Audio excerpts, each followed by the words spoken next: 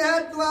अशा प्रकारची गुप्त झालेली माईक सीता पाहिल्यानंतर युद्ध पाहण्यासाठी जे 33 कोटी देव आलेले आहेत ते सुद्धा आश्चर्यचकित झाले. राक्षस सुद्धा आश्चर्यचकित झाले आणि इंद्रजिताला सुद्धा आश्चर्य वाटू लागलं की ही असणारी मायावी सीता ज्या कामासाठी आणलेली होती ते काम तर झालंच नाही, परंतु मायावी सीता सुद्धा गुप्त झालेली आहे. माईक सीता प्रेत मूर्ती नाही रती राग स्थिती देखोनी इंद्रजित निज चित्ती भयभ्रांती पावला. तो असणारा इंद्रजित घाबरलेला आहे. सीतेची त्या अशी अवस्था झालेली आहे की जसं अंधारामध्ये एखादी दोरी पडावी आणि त्या दोरीला साप म्हणून काठीनं बडवून साप मारला समजून ती दोरी उचलून घेतल्यानंतर पाहावा तसा तो साप नाहीसा झालेला दिसतो. सापाची भीती आपली जाते. तशी सीता अचानकपणे नाहीशी झाली. आकाशात शब्द उठीला भयभीत रिगोनस कशी लंक्यात होईल प्राणांत संग्रामी. गुप्त झालेली सीता या इंद्रजिताने पाहिली. इंद्रजित घाबरून गेलेला आहे. आता पुढं काय होतं, पुढं काय करायचं याचा विचार इंद्रजित करीत आहे. तोपर्यंत आकाशवाणी झालेली आहे. तू केले कपाटात त्याचा शेवट सौमित्र छेदिल तुझा कंठ रणयतेष्ट भिडोनी. आकाशवाणीने आवाज दिला आहे, कपटी इंद्रजिता तू जसं कपट केलेला आहेस ते कपट तसंच तुला भवणार आहे. आता काही वेळातच लक्ष्मण तुला मारणार आहे. मारिता माईक सीता कोपाला हनुमंता करावया इंद्रजिताच्या घात होय उचलिता महाशिरा. इकडं ती सीता मायावी होती, माईक होती, परंतु त्या मायावी सीतेला मारल्याचा राग सुद्धा या हनुमंताला आलेला आहे. जसं अंधारामध्ये एखादी दोरी पडावी आणि त्या दोरीला साप म्हणून आपण घेऊन पळावं आणि पळाल्यानंतर जर पडलं तर आपला गुडघा फुटला तर जशी जखम होऊन आपल्याला त्याचा त्रास होतो तसा या मायावी सीतेला कापल्याचा त्रास हनुमंताला झाला आणि राग येऊन हनुमंत मोठा पर्वत घेऊन इंद्रजिताला मारला. इंद्रजिताच्या कपाळा कोपे हनुमंते सोडिली शिळा. इंद्रजिताने दे कोणी डोळा बाण झाला वर्षात. बडी मोठी शिळा उचलली होती ती इंद्रजिताच्या डोक्यामध्ये हनुमंताने फेकून मारली. तेवढ्या अवधीमध्ये इंद्रजिताने धनुष्यावरती बाण लावला आणि त्या शिळेचे 2 तुकडे करून कोटी कोटी बाण शिळान फुट्या ती दारून विंदिता ही वज्रबाणानु प्रमाण भंगेना. असंख्य बाण त्या शिळेवरती मारले तरी ती शिळा भंग पावत नाही. हजारो लाखो कोट्यावधी बाण त्या शिळेवरती इंद्रजिताने मारले. आईसे दे कोणिया डोळा उघडोनिया तेतीची आबिळा. इंद्रजित रत्यासी सगळा स्वयं पळाला त्या माझी. एवढे बाण मारले तरी ती शिळा अडवत नाही. ती शिळा इंद्रजिताकडे येऊ पाहत आहे. त्यावेळी मात्र इंद्रजिताने धाक घेतला की ही शिळा आता आपलं मरण घेऊ पाहत आहे. म्हणून इंद्रजित तिथून पळाला आणि जवळच असणाऱ्या त्या नुकंबळेच्या जवळच्या पर्वतामध्ये एक गुहा होती. त्या गुहेमध्ये जाऊन इंद्रजिताचा घात शिळा पडता सैन्यांत अवघ्या एकची झाला घात झाला प्राणांत शिळा तळी. ती शिळा इंद्रजिताला मारणारी नव्हतीच, परंतु त्या शिळेच्या भीतीनं इंद्रजित लावून बसला आणि ती शिळा त्या ठिकाणी खाली पडली. ज्या ठिकाणी पडली त्या ठिकाणी हजारो राक्षस तिनं मारलेले आहे. शिळा तळी राक्षस संभारा मारिता दे कोणी वानर आले गरजेता पार शिळा शिकार तरु हस्ती. त्यावेळी त्या ठिकाणी असंख्य अशा प्रकारचा आक्रोश होऊ लागलेला आहे. कितीतरी राक्षस मेले, कुणाचे हात तुटले, कुणाचे पाय तुटले, कुणाचे मुंडके तुटले. त्या ठिकाणचा आक्रोश हा इंद्रजिताच्या कानावरती पडलेला आहे. परंतु त्या वानराच्या भीतीनं इंद्रजित बाहेर येत नाही. म्हणून वानरांनी उडान घेतलं आणि त्या पर्वताच्या शिखरावरती गेले. एक मारी ती शिळा शिकारी, एक मारी ती तरवरी राक्षस सैन्यासी बोरी करू वानरी आदरिली. पर्वतावरती जाऊन वानरांनी कुणी दगड घेतले, कुणी झाडं उपटिले, कुणी मोठमोठ्या शिळा उचलल्या आणि फेकून राक्षसावरती मारू लागले. इंद्रजितान कला बिळांत राखण वैसर हनुमंत बाहेर निघाला करील घात तेने धाकत इंद्रजित. इकडं वानर राक्षसांना मारू लागलेले आहेत. राक्षसांचा आक्रोश इंद्रजित ऐकू लागलेला आहे, परंतु त्यांच्या सोडवणीसाठी इंद्रजित येऊ शकत नाही, कारण त्यानं हनुमंताचा धाक घेतलेला आहे. हनुमंत सुद्धा कधी त्या बिळाच्या बाहेर येतो आणि त्याला मी कधी त्याच्यासोबत झटापट करतो, म्हणून त्या दारापाशी हनुमंत उभा राहिला आहे. येरीकडे वानर भारी बोंब सुटली अक्षरी इंद्रजिताने खडगधारी सीता सुंदरी मारिली. इकडं या वानराचं आणि राक्षसाचं युद्ध चालू आहे, परंतु काही वानर पळाले आणि रामाला जाऊन सांगू लागलेले आहे की या इंद्रजिताने सीतेला मारलेला आहे. ऐशी ऐकताची मात धाकिंडला हनुमंत सीता विरहे रघुनाथ जणी प्राणांत करीला. रामाला निरोप सांगण्याची चर्चा वानर करू लागले की आपण रामाला सुद्धा सांगितलं पाहिजे इंद्रजिताने सीता मारलेली आहे. अशी चर्चा हनुमंताने ऐकली आणि हनुमंताने काय केलं, मी सोडून इंद्रजितासी हनुमानाला वानर सेनेसी निवारी त्यांच्या युद्धासी श्रीरामापासी आवया. हनुमंताला वाटलं ही जर बातमी रामाच्या कानावरती गेली तर रामाचा एखाद्या वेळी प्राण जाईल आणि मग एवढा खटाटोप केलेला वायाला जाईल. म्हणून हनुमंताने विचार केला, हे वानर सीता मारल्याचा निरोप रामापाशी घेऊन जाण्याच्या अगोदर मीच जाऊन रामाला निरोप सांगावा. म्हणून हनुमंताने एक मोठी शिळा घेतली आणि ज्या बिळामध्ये तो इंद्रजित लपलेला आहे त्या बिळाच्या दाराला लावली आणि हनुमंत त्या वानराच्या अगोदर जाऊन रामापाशी निमित्त थांबले. युद्ध करणे सीता ती सीता मारिली इंद्रजिताने हा वृत्तांत सांगावया कारणे शीघ्र झाले श्रीरामापासी. ज्या सीतेसाठी आपण एवढा मोठा खटाटोप केलेला आहे, हा सर्व खटाटोप वायाला गेला आणि जी सीता आपण सोडवण्यासाठी आलेलो आहोत ती सीता इंद्रजिताने कापले. हा निरोप रामाला पोहोचायच्या अगोदर हनुमंताला जाणं गरजेचं होतं. आंबा मुख्य श्रीरामचंद्र सुग्रीवांचा राजेंद्र सीतावदाचा विचार सांगो समग्र त्यापासी. आणि जर आपल्या अगोदर ते वानर निरोप घेऊन गेले तर सीतेचा निरोप ऐकून रामाचा प्राण जाईल, लक्ष्मणाचा जाईल, सुग्रीवाचा जाईल. असं करून सगळे वानर मुख्य मुख्य असणारे प्राण त्यागतील. म्हणून हनुमंताला जाणं भाग पडलेलं आहे. तव विचार चक्रवर्ती कैसा काय विचार करीती विचार करोनी जे सांगती त्याची निश्चिती करवा मी. आणि मग हनुमंताने विचार केला की आपणच जाऊन रामाला निरोप सांगू आणि त्याच्यावरती राम काय उपाय करतील त्या उपायानुसार आपण कार्य करू. इंद्रजिताने मारिली सीता सत्य न माने रघुनाथ जन्म मरणाची कथा सीतेशी सर्वात हास्य नाय. रामाला जरी निरोप सांगितला तरी राम हे जाणते आहेत, राम सर्व ज्ञाते आहेत. त्यांना माहित आहे की या असणाऱ्या सीतेला मरण नाही आणि इंद्रजिताच्या हातून तर ती कदापि मरणार नाही. युद्धापासून वानर सैन्य सैन्य काढोनी समग्र पुढे होनी हनुमान वीर आले सत्वर रामापासी. आणि तिकडे ती शिळा लावून त्या इंद्रजिताला कोणून टाकलेला आहे. वानर राक्षसाबरोबर युद्ध करू लागलेले आहेत. तेवढ्या अवधीमध्ये हनुमंत येऊन रामाला निरोप पाळोनिया शिवव्रदान हनुमानाला करी तरुदान त्याने कोणी न गुणनन पावली कुण वरदाची.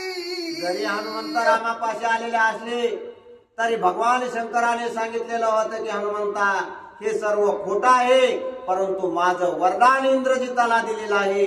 माझं वरदान खोटं ठरू नये म्हणून तुम्ही ती खरी सीता आहे अशा प्रकारचं दाखवा. म्हणून हनुमंत खरी सीता मेलेली आहे अशा प्रकारचा आवाहन रामापाशी येऊन रडू लागले. इंद्रजिताने मारिली सीता इसे हनुमंत सांगता मिथ्या कलोनी तत्वता आली रघुनाथ महामुरुच्या.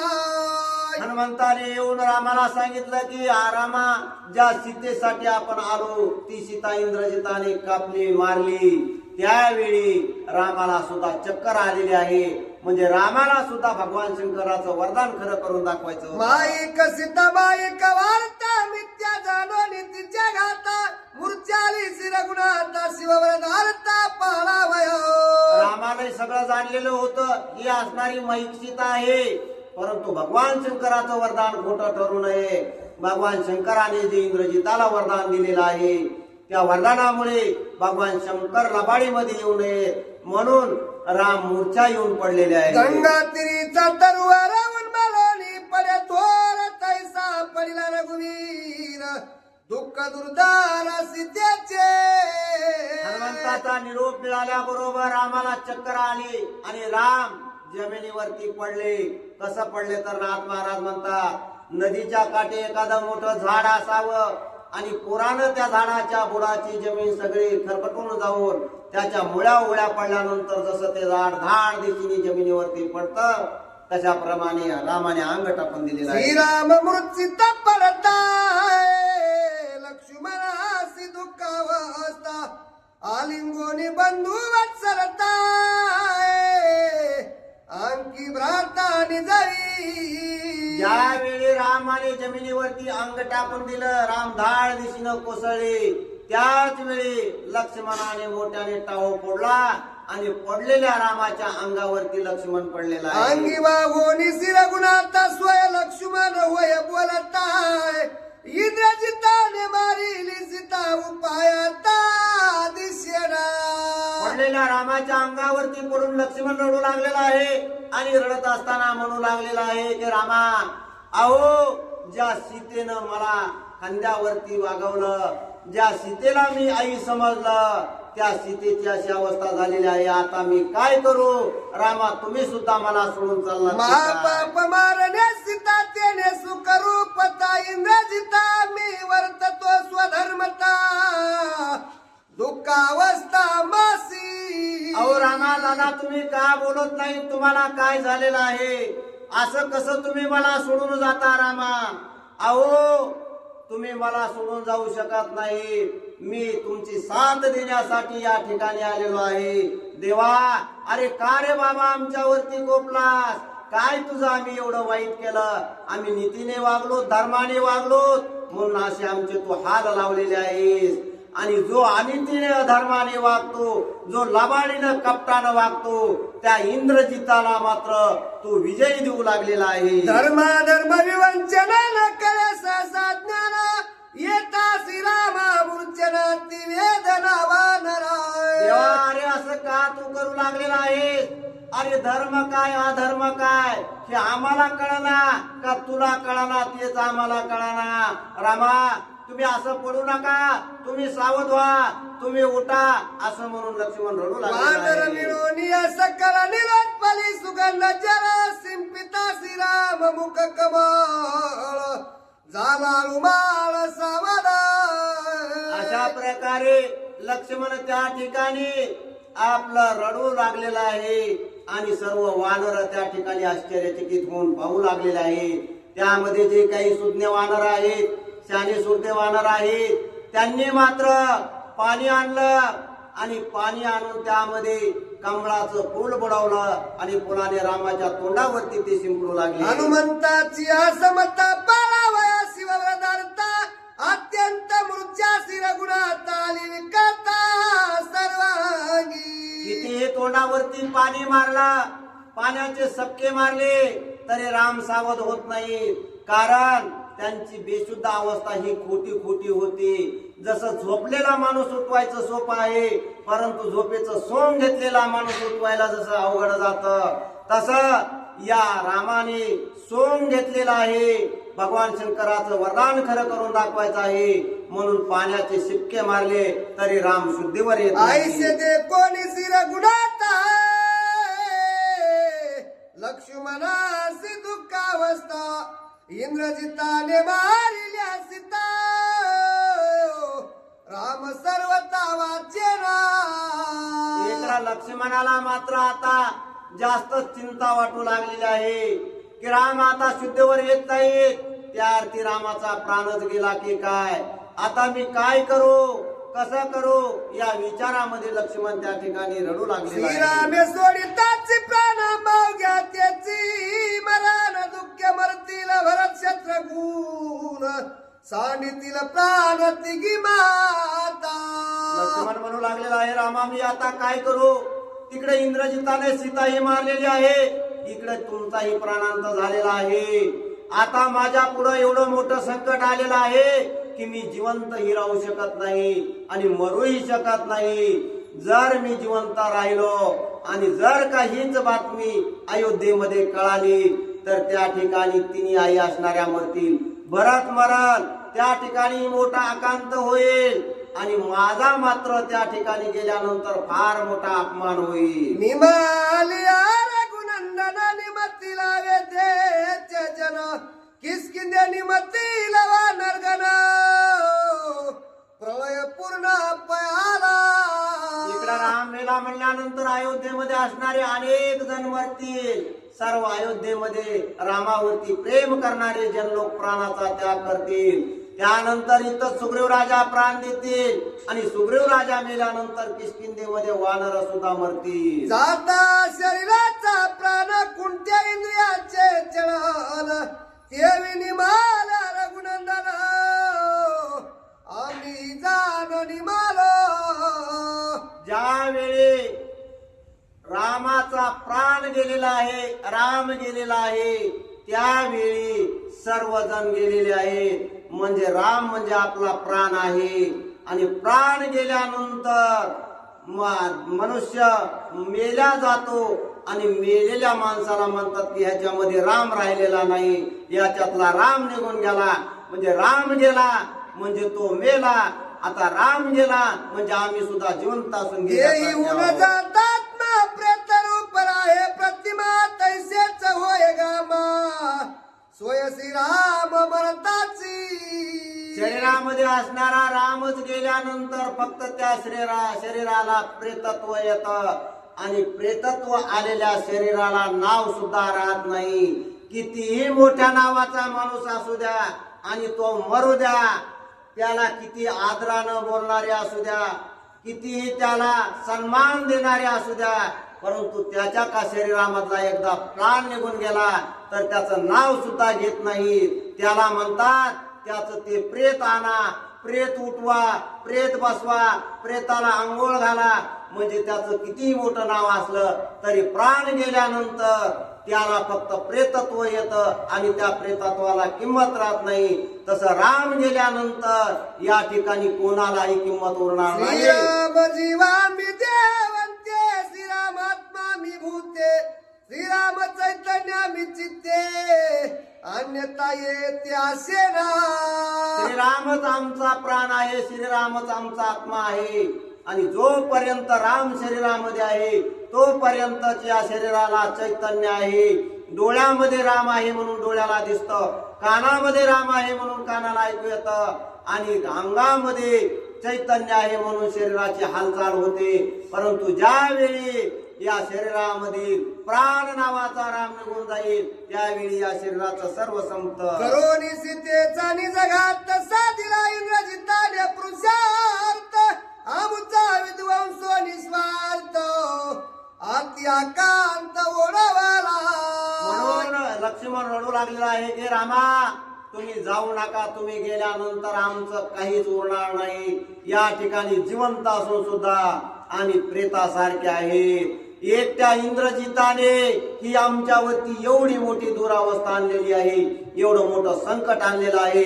सीता जर इंद्रजितानं मारली नसते तर रामाचा आज प्राण गेला नसता. इंद्रजिताने मारिली सीता काही उपाय नचले सर्वता केवी वाचवे रघुनाथा परम चिंता घ्याई. लक्ष्मण त्या शरीरापाशी उठून उभे राहिलेले आहेत, छाती गळून रडू लागलेले आहेत की काय करू आता मी, माझा राम या ठिकाणावरून निघून गेलेला आहे.